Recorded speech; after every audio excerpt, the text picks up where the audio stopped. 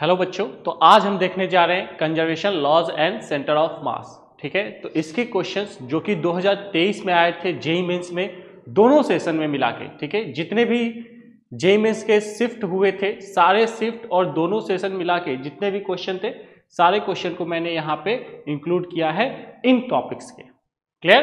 तो चलिए शुरू करते हैं।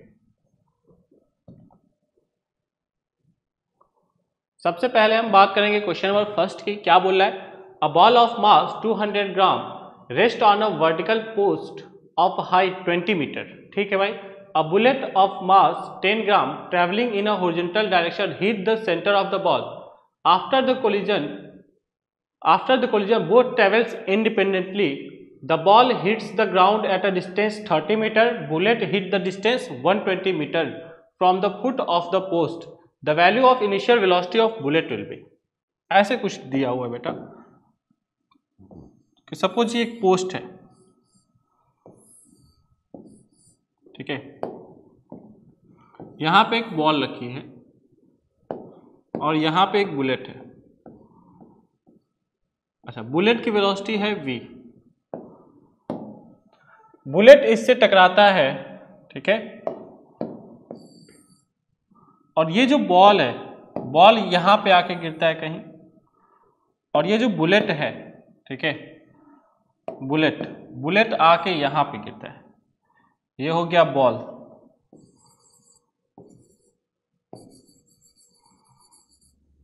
ये हो गई बुलेट। ठीक है। अच्छा, इसकी डिस्टेंस बॉल की दे रखी है, कितनी दे रखी है बेटा? 30 मीटर। और ये जो बुलेट है, बुलेट की डिस्टेंस दे रखी है 120 मीटर।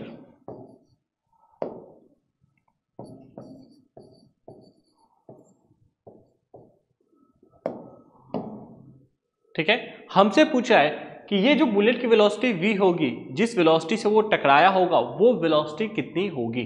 क्लियर? कोई बात नहीं।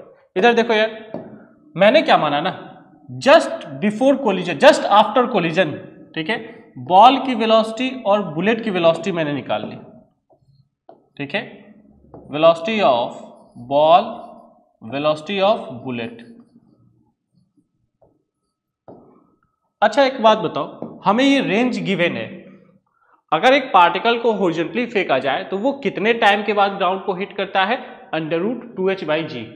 तो इन दोनों को टाइम सेम लगेगा, इन दोनों को ग्राउंड को हिट करने में टाइम सेम लगेगा, क्योंकि y डायरेक्शन में इनका डिस्प्लेसमेंट सेम है, y डायरेक्शन में इनकी इनिशियल वेलोसिटी 0 है, तो इन दोनों को टाइम क्या लगेगा? y डायरेक्शन में सेम।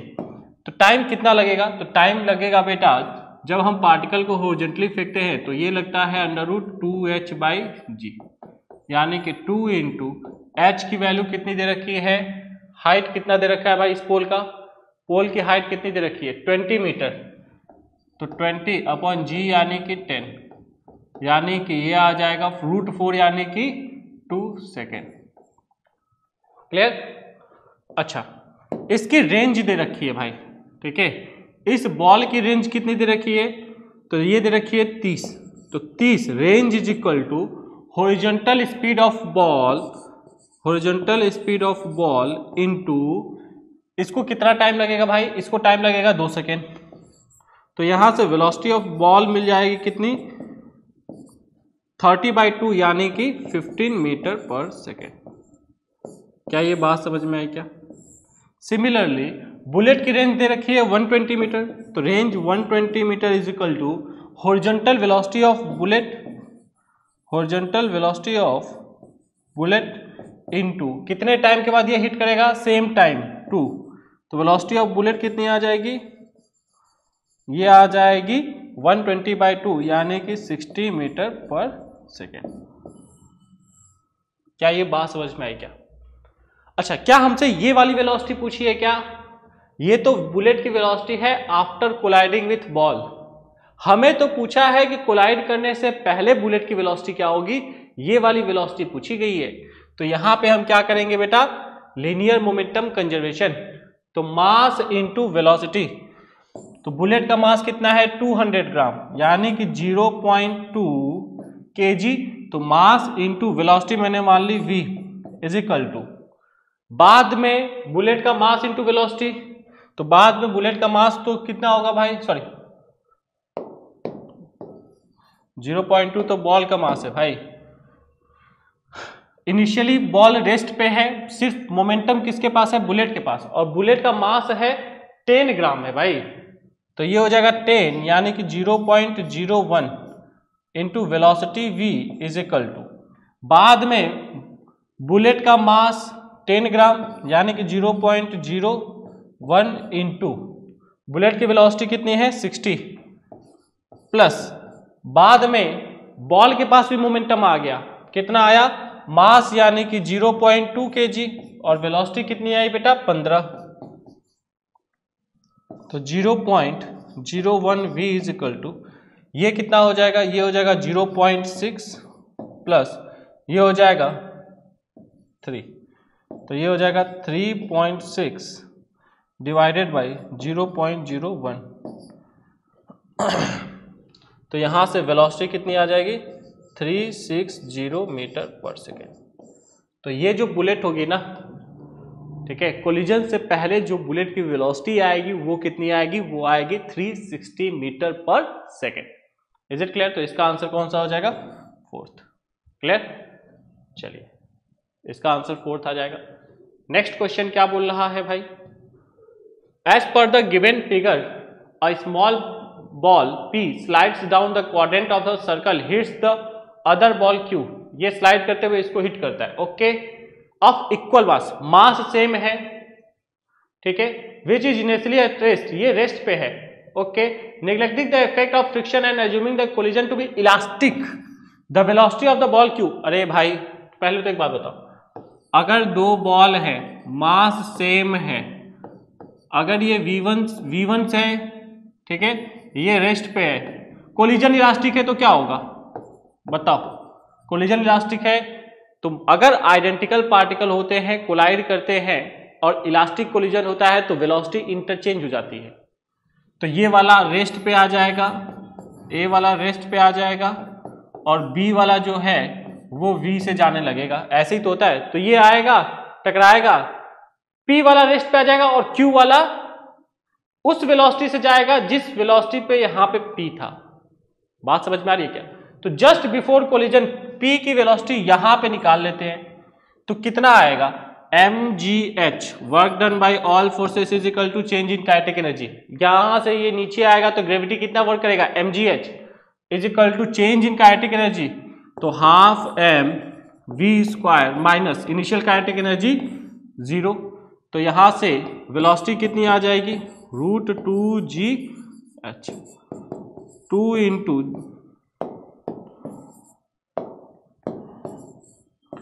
g की वैल्यू 10 और हाइट कितनी है 0.2, तो ये हो जाएगा 2 इंटू 2 4 यानी कि 2 metre per second.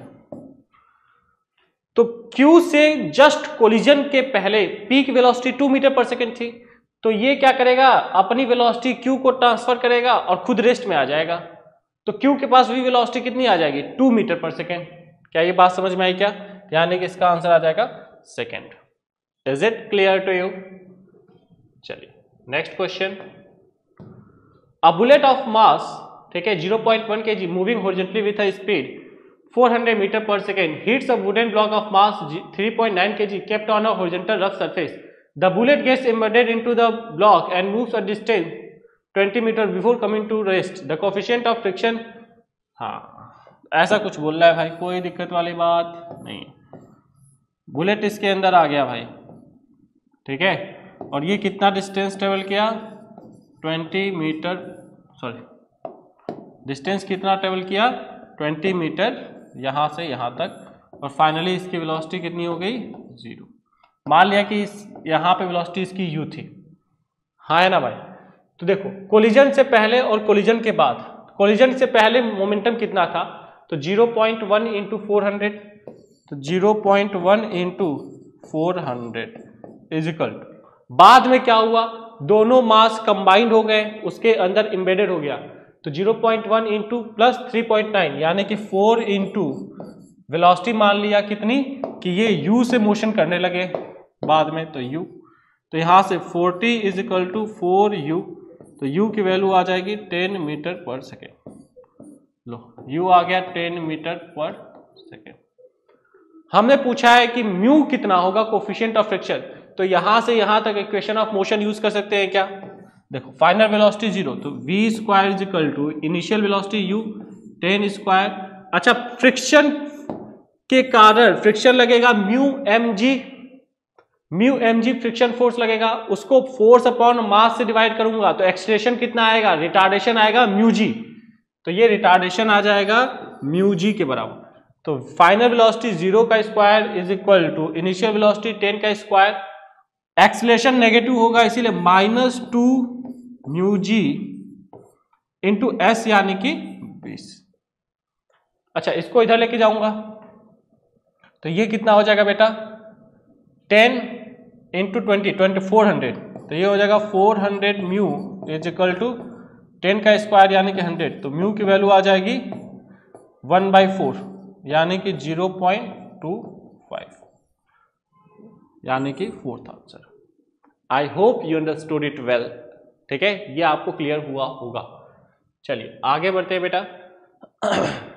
Next question क्या बोल रहा है, a particle of mass m moving with a velocity v collides with a stationary particle of mass 2m, after collision they stick together। अरे भाई, linear momentum conservation, बाद में ये combine हो गए भाई, कंबाइन हो गए m और 2m।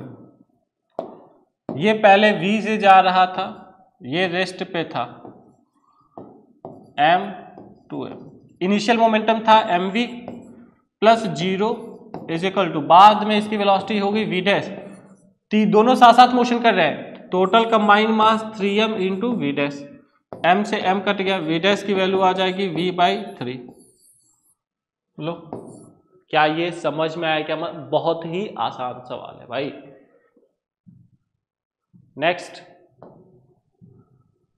Next question, a bullet of 10 gram lifts the barrel of a gun with a velocity 6 meter per second.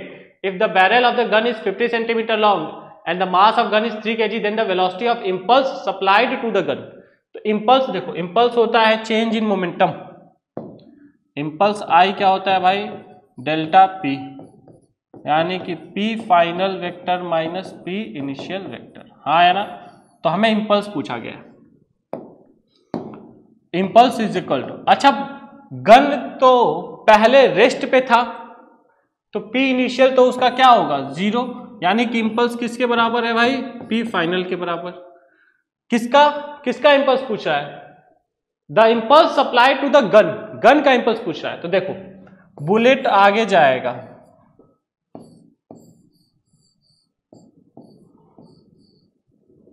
Bullet का जितना मोमेंटम आगे होगा गन का उतना ही मोमेंटम पीछे। अरे हाँ है ना? बुलेट का मोमेंटम कितना होगा, बुलेट का मोमेंटम होगा 10/1000। ये हो गया मास इंटू वेलोसिटी कितनी है 600। 6 kg मीटर पर सेकेंड। लो 6 kg मीटर पर सेकेंड, या फिर इसी को मैं लिख सकता हूं 6 न्यूटन सेकेंड। ये क्या है भाई, ये है बुलेट का मोमेंटम। अच्छा, बुलेट का मोमेंटम जितना आगे की तरफ होगा गन का मोमेंटम भी कितना होगा 6 न्यूटन सेकेंड। किधर की तरफ, पीछे की तरफ। अच्छा, गन जब फायर नहीं किया था तो गन रेस्ट पे था, तो पहले इनिशियल मोमेंटम 0, तो फाइनल मोमेंटम गन का कितना आया 6 न्यूटन सेकेंड, यानी कि फर्स्ट ऑप्शन। क्या ये बात समझ में आई क्या? Is it clear to you? चलिए next, a body of mass 1 kg collides head on with a elastically with a stationary body of mass 3 kg। ठीक है, तो ये 1 kg था, ये 3 था, ये 1 kg था। ठीक है, स्टेशनरी था, इसकी इनिशियल वेलोसिटी u2 0 थी। ठीक है, और ये u1 से मान लो मोशन कर रहा था। After the collision the smaller body reverse its direction.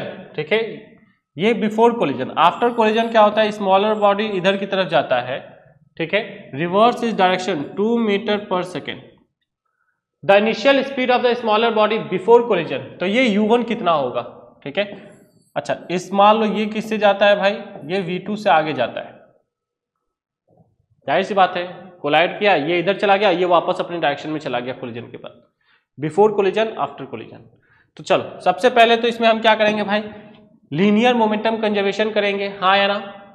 तो देखो 1 into U 1 plus 3 into 0 is equal to final momentum 1 into 2 तो -2। सर माइनस क्यों? क्योंकि इसका मोमेंटम इधर की तरफ है भाई, इस डायरेक्शन में हम मोमेंटम को पॉजिटिव ले रहे हैं, इस डायरेक्शन में मोमेंटम को नेगेटिव, क्योंकि momentum is a vector quantity. क्या ये बात समझ में आ रही है क्या? वेक्टर क्वांटिटी है। चलो प्लस 3 इंटू V2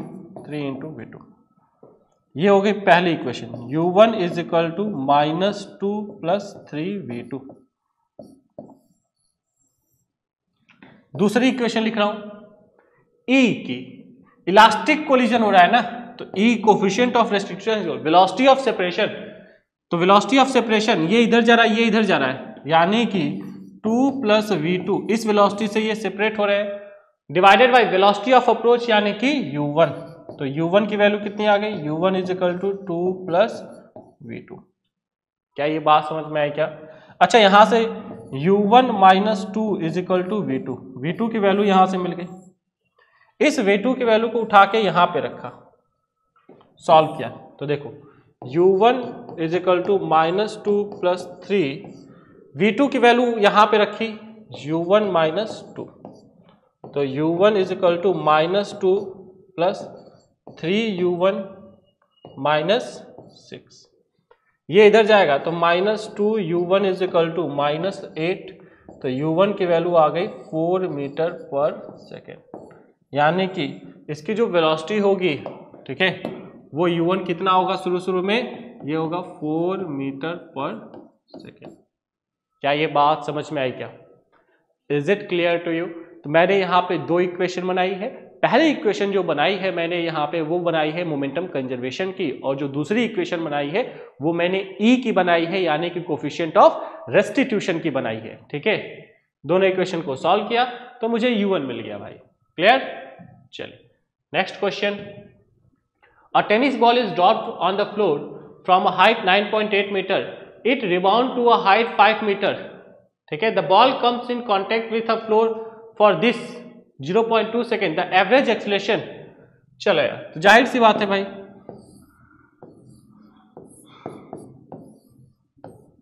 ठीक है, यहां पे चेंज इन मोमेंटम होगा, तो ये जो फोर्स लगेगा ना, ये होगा delta P upon delta T। अच्छा फोर्स को लिख सकता हूं MA is equal to delta P upon delta T, acceleration हो जाएगा delta P upon M delta T। अब मुझे निकालना है डेल्टा P, ध्यान से समझना। तो देखो यार, अगर हम 9.8 से ड्रॉप करेंगे ना, तो इसकी वेलोसिटी कितनी होगी? अगर किसी ऑब्जेक्ट को h हाइट से ड्रॉप करते हैं तो ग्राउंड को हिट करने से पहले उसकी वेलोसिटी होती है √2gh, ठीक है। तो ये जो वेलोसिटी होगी, ठीक है, ये होगी √2gh यानी कि 9.8,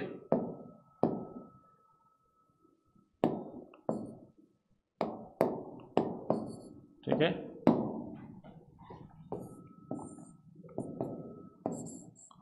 √2gh यानी कि 9.8, ये मल्टीप्लाई करूंगा तो 196 आएगा, यानी कि 14 मीटर पर सेकेंड। तो टकराने से जस्ट पहले इसकी वेलोसिटी थी 14 मीटर पर सेकेंड नीचे की तरफ, टकराने के बाद ये किस साइड तक गया, 5, तो मान लिया कि इसकी जो वेलोसिटी ऊपर की तरफ है वो U2 है, तो U2 square upon 2g maximum height, यही तो होती है U square by 2g maximum height, और ये किसके बराबर, 5, तो यहां से U2 कितना आ जाएगा, √2 इंटू जी इंटू 5, यानी कि U2 की वैल्यू आ जाएगी 10 मीटर पर सेकेंड, यानी कि अगर इसकी वेलोसिटी 10 मीटर पर सेकेंड से फेंकोगे तभी ये 5 मीटर तक हाइट तक जा पाएगा।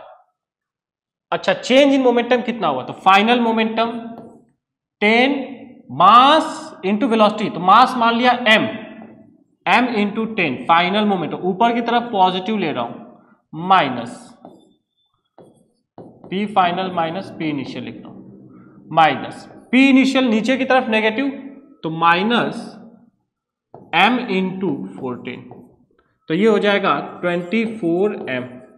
डेल्टा पी की वैल्यू कितनी आ गई भाई? 24m आ गई।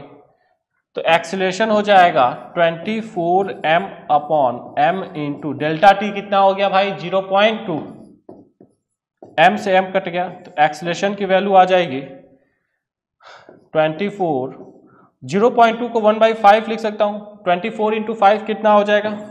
24 इंटू 5 हो जाएगा 120, तो ये आ जाएगा 120 metre per second square. Clear? तो इसका आंसर आ जाएगा 120 metre per second square. Next question, a uniform disc of mass 5 kg, ठीक है, डिस्क है भाई, and radius r is projected with a velocity 18 metre per second से इसको प्रोजेक्ट किया, t equal to 0 on a rough horizontal surface, it starts off pure sliding motion, ठीक है, यहां से ये स्लाइड करना स्टार्ट करता है, ठीक है, फ्रिक्शन लगेगा उसके बाद, after 2 second it's acquire purely rolling motion, ठीक है, the total kinetic energy of the disc after 2 second, 2 second बाद जब ये प्योर रोलिंग क्या कर रहा है भाई? यहां पे प्योर रोलिंग, तो इसकी काइनेटिक एनर्जी क्या होगी? तो यार पहले तो बताओ काइनेटिक एनर्जी प्योर रोलिंग वाले केस में क्या होती है? कल ही आपको पढ़ाया था, ये होती है half m v square 1 plus k square upon r square, हाँ या ना भाई? बोलो भाई, यही तो होती है।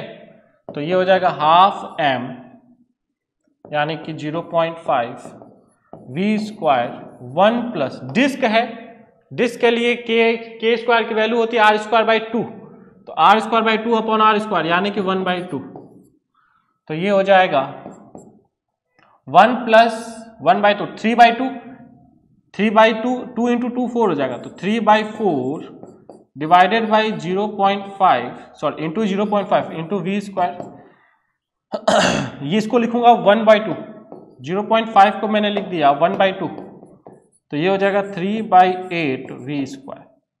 अच्छा वेलोसिटी कितनी होगी भाई? यहां पे वेलोसिटी इसकी कितनी होगी v, तो निकाल लेते हैं, ठीक है। देखो इस पे फ्रिक्शन लगेगा, म्यू जी लगेगा, हाँ या ना? इसकी एक्सीलरेशन किधर होगी? म्यू जी के बराबर होगी, क्योंकि क्या बोल रहा है? प्योरली स्लाइडिंग मोशन कर रहा है, हाँ या ना?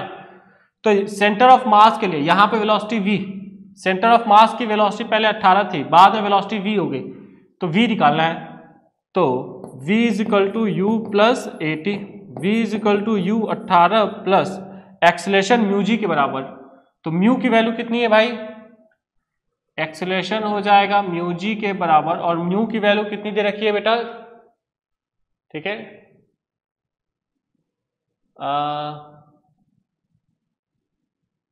म्यू नहीं दे रखा है,